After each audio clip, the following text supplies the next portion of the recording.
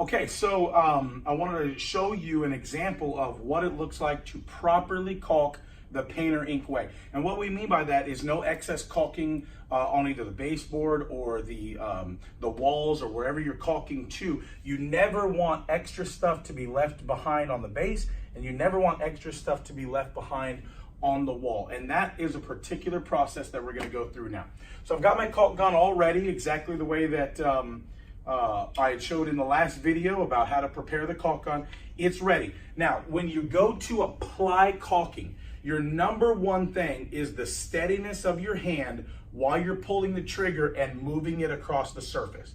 If you pull too fast, it will pump a lot of caulking out in one particular area. If you don't pull fast, or if you pull too slow, you're gonna have areas where caulking didn't get applied to the crack. It needs to be a firm, steady, as you slowly pull the trigger, you're moving the caulking gun. So in this motion, I place my angle down into the crack, and then I slowly pull the trigger, and while I'm pulling the trigger, I see caulking coming out, and I'm just moving just fast enough where it almost looks like a seamless bead all by itself. Do you see that? I got a little bit of excess up here. I'll wipe that off in a minute. I've come down here, and as I moved, my line got smoother as I was able to regulate my gun with the feeling of it. I did not pull the trigger really fast. What happens if you pull the trigger really fast, you get up on it, and if you pull it too fast, you'll get stuff like this.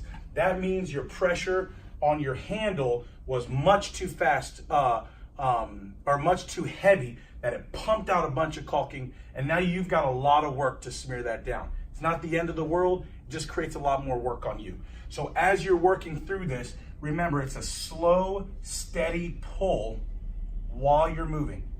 And a lot of times as you get used to it, once you get the feeling for it, you'll be able to move quick. You'll be able to make motions like that and then work the caulking back into that. And then what do I mean by working the caulking back into it? What we do is we have a little bucket of water here with a rag. I like to damp the rag.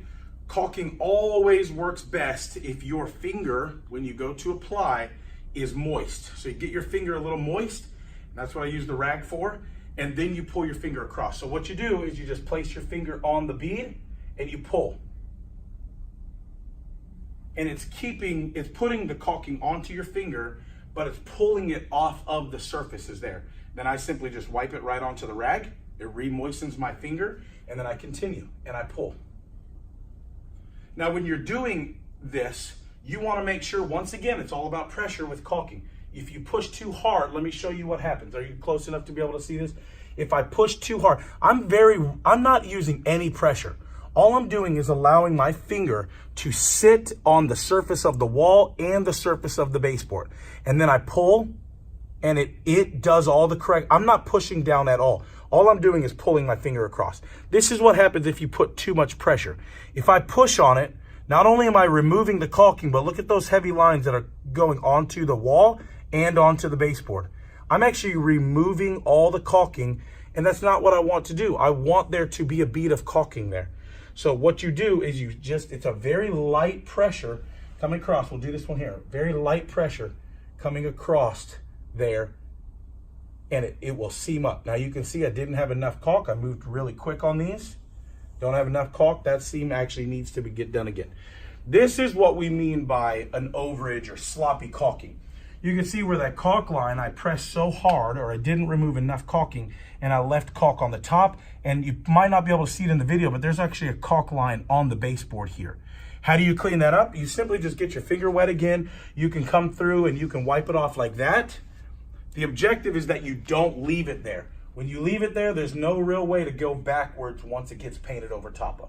If you see that while you're painting, you make sure you correct it right away. But it's a whole lot easier to get that done while it's still moist than it is when it's dry. When it's dry, we need to razor blade it off. We need to 5-in-1 it off. We need to do some type of scraping where it comes off. Just remove it right when you see it. Your objective is that your caulk line, see, it went over again because I pumped in so much. Your objective with your caulk line is that it seals the wall to the baseboard or the wall to any trim, and it's good enough where it's not showing any type of overages. So let me show it to you one more time. We'll come through here and go here and wipe off some more of this.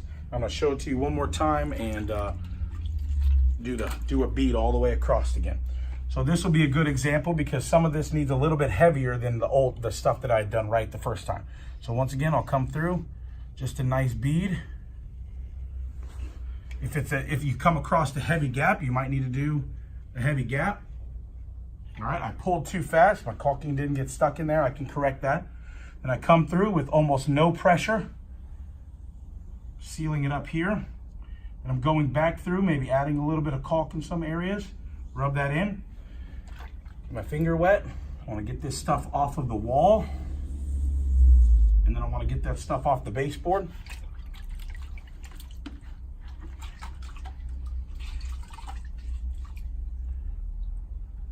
Take my finger with the rag. I'm on the baseboard here, getting the stuff off of the baseboard.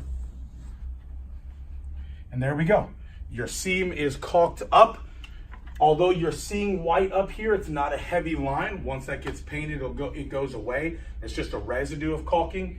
The seam is caulked, the baseboard gets painted, the walls get painted, and we're good to go. That is the proper way to caulk baseboard and then to caulk from baseboard to wall or any type of trim to a wall surface. So make sure, number one, that you apply the pressure properly to get the right amount of caulk out. But all of that starts with how big you cut your caulk tube. Don't cut it too big.